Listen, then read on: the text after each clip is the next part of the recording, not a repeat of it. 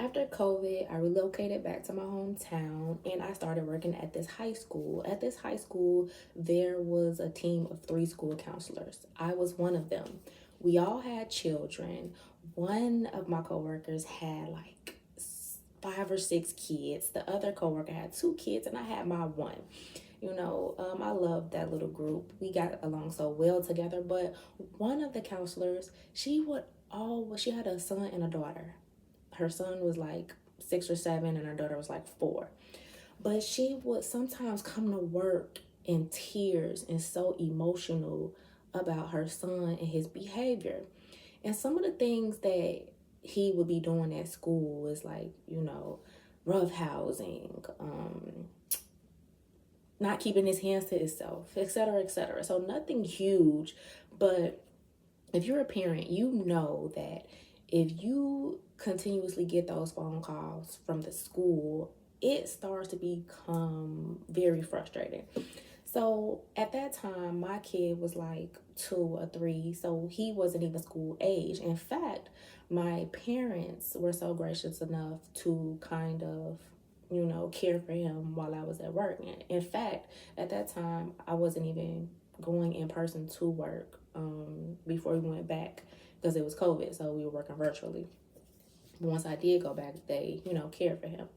So I would be like, man, I used to feel so bad. Like, man, like her son is really giving her the flux. And so I didn't really think anything of it, was compassionate towards her. And I just didn't think anything of it until now. Right now, my baby, he is 7 years old, and I work in a school, and now I am in her shoes. And just recently, full transparency, I hate to be in this situation because it's sort of like, how people say preachers' kids are the worst, like they do the worst types of things. I feel that way about being in education. Sometimes we have like the worst kids, but I'm not saying my baby is the worst. What I'm saying is, last Friday, I get a phone call from the school. Friday afternoon, it's about 1:30. It's the assistant principal. Hey, miss. Hey, mom. Just calling to let you know that your son pulled the fire alarm. The whole school had to evacuate. And she's explaining to me, they got it on video, what he did, how he did it, how she can tell it was intentional. And she's like, boom, 5 days. 5 day suspension, y'all. And so I go up to the school, I get him, and I couldn't even say a word. I couldn't say a word to him. We finally got home, and immediately I gave him the phone so he can call, FaceTime his dad, talk to his dad.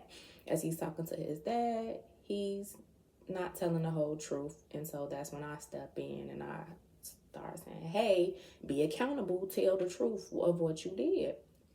And my emotions were very high. I know I come on here talking to y'all about managing y'all emotions and emotional intelligence, mental health, but I'm human.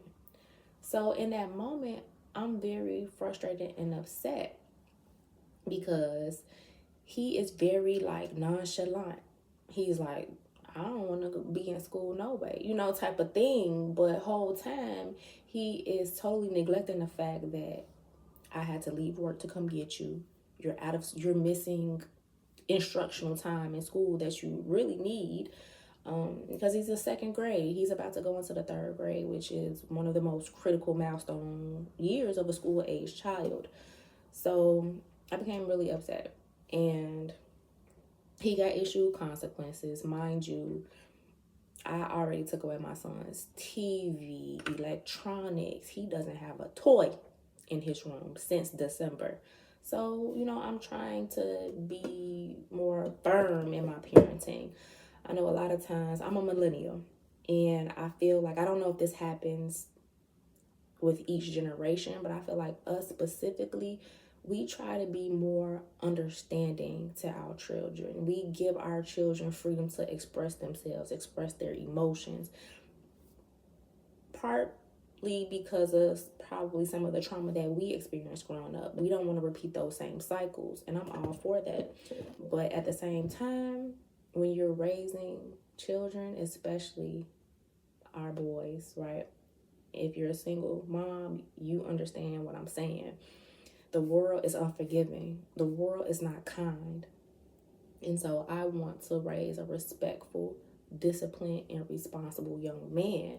And so issuing certain consequences and disciplining him, although it's not something that comes to me naturally in the sense of I'm an introvert, I'm quiet, I like to be nice and sweet.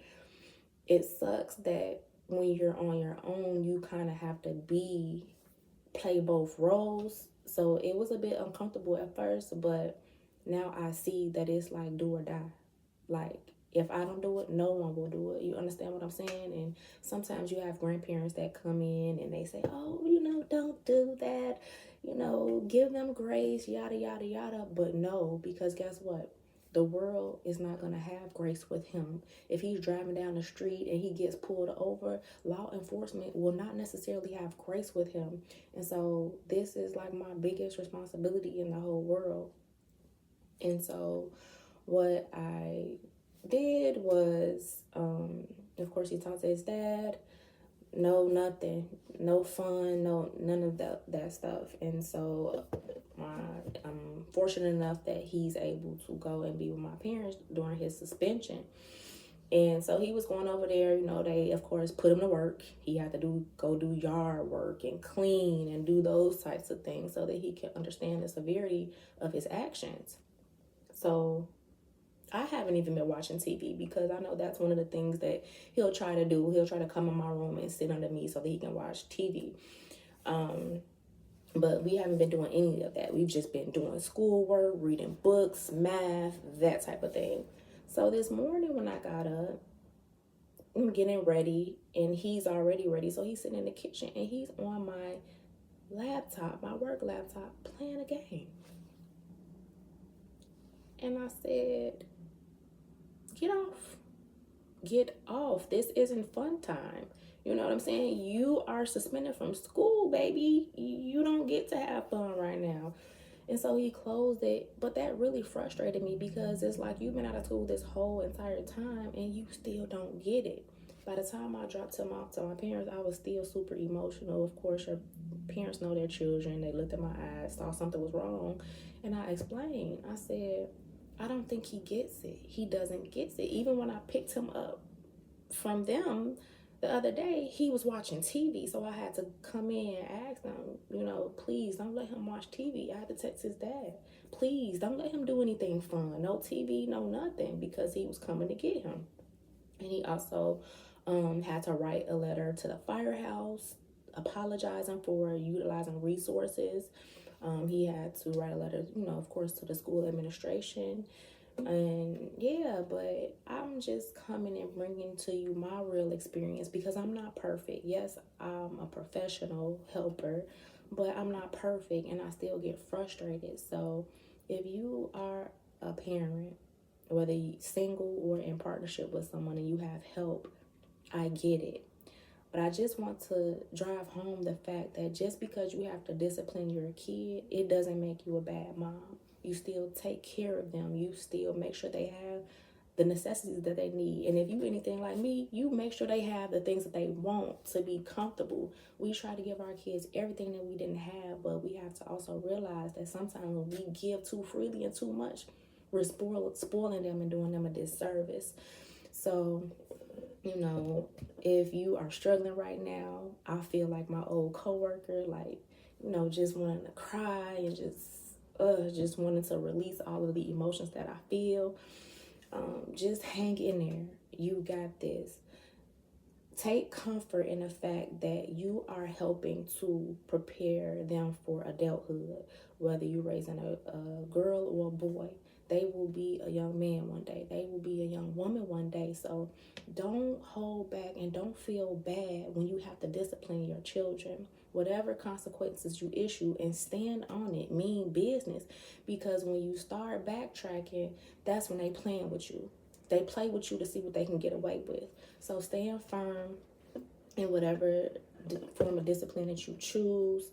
And don't feel bad about it. Make sure that you're taking time to restore yourself, whether you take time to meditate, whether you take time to work out, do some yoga, stretch, do something, talk to a friend, a close friend, and just, get that off your chest, because it's a lot to carry. Raising children is like the biggest responsibility in the world, because you're preparing them to go out into the world and interact with other individuals. And the first thing someone says when a kid get in trouble is not with a daddy, it's with your mama. So, mama, you gotta stand on business. I hope that this message lets you know, if you're struggling right now, that you're not alone.